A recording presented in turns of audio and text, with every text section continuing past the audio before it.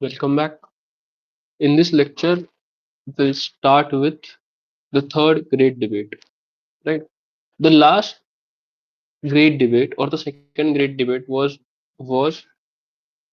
between behavioralist and traditionalist. Right? Behavioralist and traditionalist. Both of them eventually turned to post behavioral studies. Right? Behavioralism turned to post behavioralism. Traditionalism turned to post positivism. Right? Neoliberal study and neo-realist study. These are both post-behavioral, right? These are both post-behavioral. What will it mean? That it both of the approaches will integrate method, systematization, and norms as well. Both of them are post-behavioral.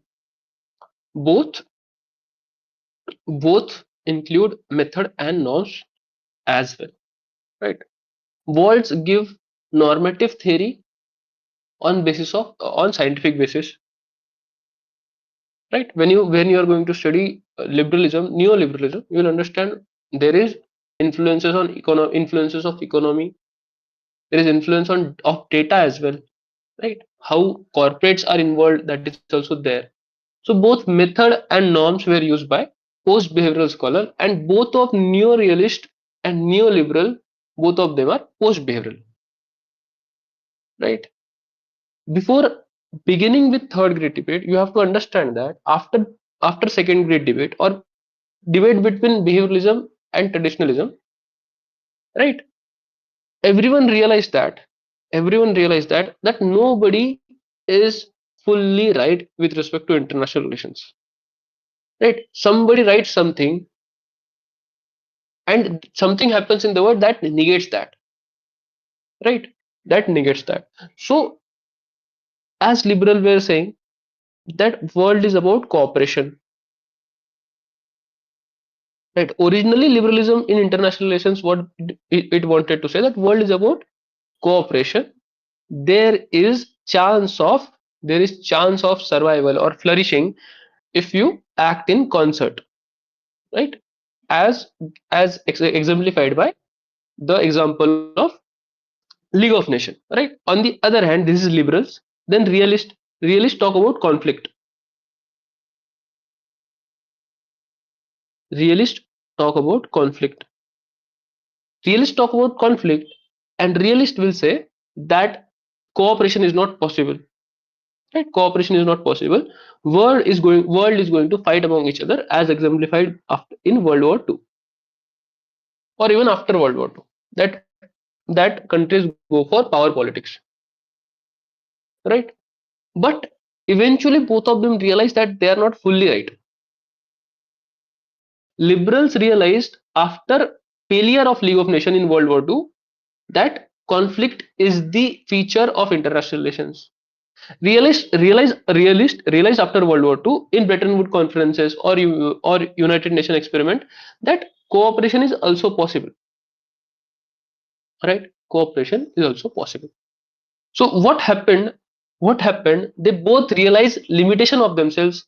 That is why realism became a little liberal.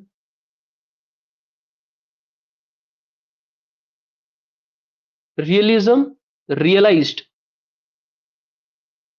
realized cooperation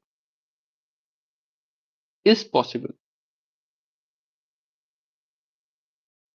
Then liberalism became less utopian, right? Liberalism became less utopian. Liberals realized conflict will continue. So long there are men, there is going to be war. Conflict is going to continue, right? Realists realized cooperation is possible through things like United Nations, to things like European Union, to things like NPT, Non-Proliferation Treaty, all those things. Liberals realize that the conflict is going to continue through things like Cold War, right? So there are instances of cooperation and conflict. States do not only go for cooperation or do not only go for conflict. States go for national interest. They do not go for conflict or cooperation, right? Conflict or cooperation is just a means. It is not end goal. End goal is national interest, right? This is the first development which happened after second great debate. The second the second thing that both realists and liberals agreed was international politics was state centric, right? Was state centric. International politics is state centric or structure is state centric, right? Structure of international politics is state centric, but liberals in this situation do not hold state as individual entity, they hold state as part of international organization, right? Part of international organization. The third development which happened, or the third agreement which liberals and neoliberals and neorealists came to accept, that power is essential feature of international politics. Power is going to be there, but the way they see power is very different. Power in realist point of view is hard power, right? Is hard power. When you realize what I mean by hard power is not in Machiavellian sense. Hard power is about military strength. In international relations, when I say hard power, I mean military, economy, I mean strategic power. What is strategic power? Spy agencies, right? Espionage power. That is also in hard power. Hard power is this, not we under as we understand in Machiavellian sense. Machiavellian, of course, is about political science, is within state. Power in international relations is very different. Realist thing, hard power. Hard power is military, economy, strategic power, right? This is realist point of view. Then liberal point of view is they view power from pluralistic lens. What is pluralistic lens? That hard power and soft power both matter. What is hard power? Hard power is this. What is soft power? Soft power is basically cultural power. Cultural power. It is soft power. It is social influence. It is social influence. Right? This is soft power and hard power. We'll understand power, we understand soft power and hard power in quite a detail when we understand concepts of international relations and concept of power. For now, it is enough that hard power is basically military and all those. Soft power is cultural power. It is social influence, right? Hard power can be felt, can be experienced. Soft power cannot be felt or experienced, right? Soft power is something which is very innate. It cannot be felt, right? There are differences, right? They While they agree on state centricity, while they agree on rule of power, while they agree on state what you say, conflict and cooperation, that both conflict and cooperation should exist or will exist, there are differences. Differences between neo-realist and neoliberals. What are the differences? The first difference is that neo-realist is optimistic but less optimistic.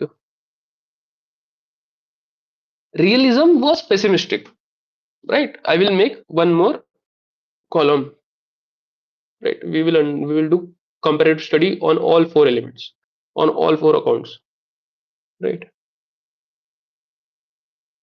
Keep your focus on middle two columns. Last two columns are just make to just to revise, right? So realism is pessimistic.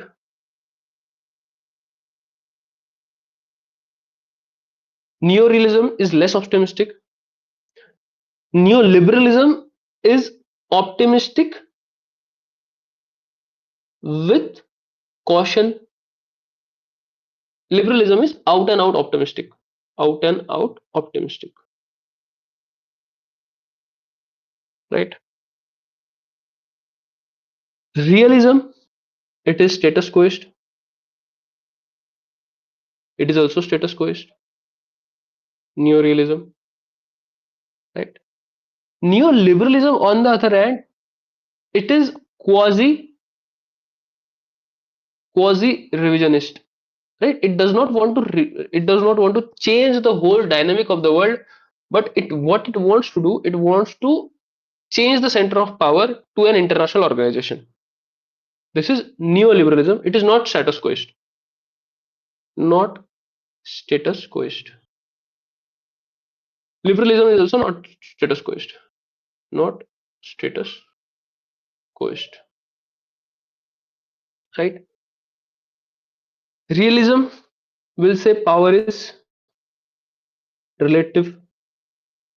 Neorealism will also say power is relative. Power is relative. What is relative power? What is absolute power? I will explain. Do not worry. Power is relative. Neoliberals will say power is absolute, and neoliberalism will say power is absolute. Liberalism will also say power is absolute. Right?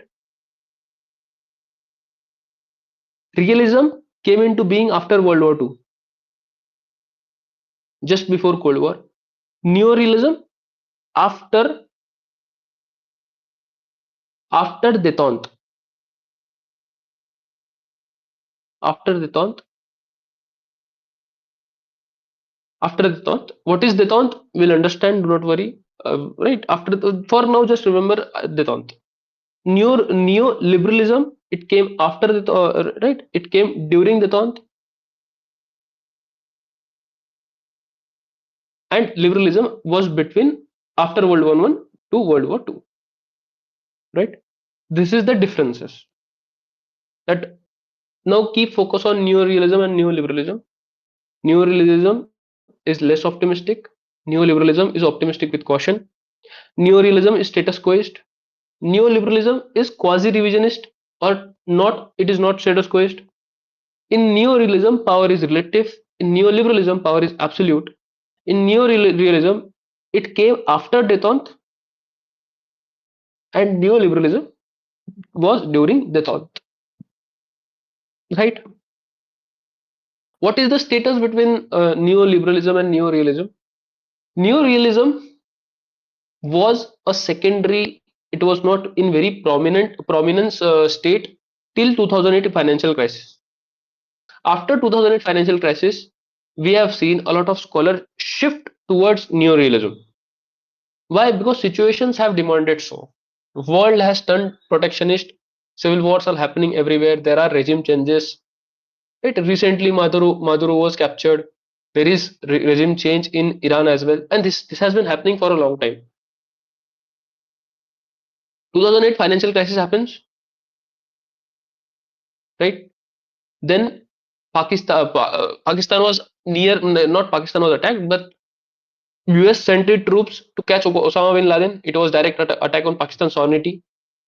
2014 Eurozone crisis happens. 2014 Crimea happens, right? Crimean invasion by Russia. Then there is continuous fight, right? Terrorist attacks here, right? Recently in India, recently in Australia,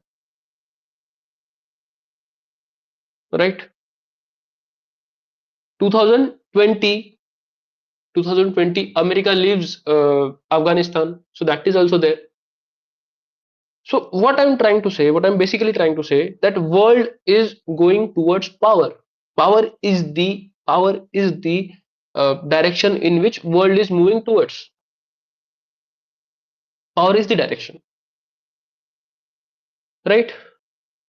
So neo-realism today is a good point of view to have to understand world order and to explain world order as well, right? So neo-realism of Waltz or Mearsheimer, either or, right? Both of them are good enough. So thank you so much. I hope you helped you understood second grade debate. I hope this helped. On the next lecture, we'll start with neo-realist approach of Kenneth Waltz. Right? Thank you so much. Bye bye.